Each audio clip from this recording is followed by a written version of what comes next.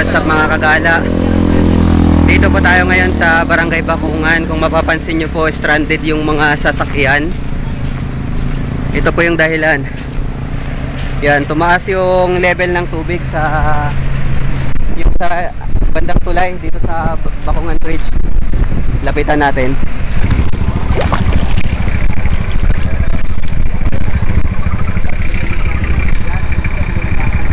Baha po dito sa Barangay Bakungan.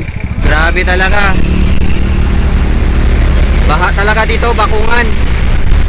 So yan po yung baha dito sa kalsada.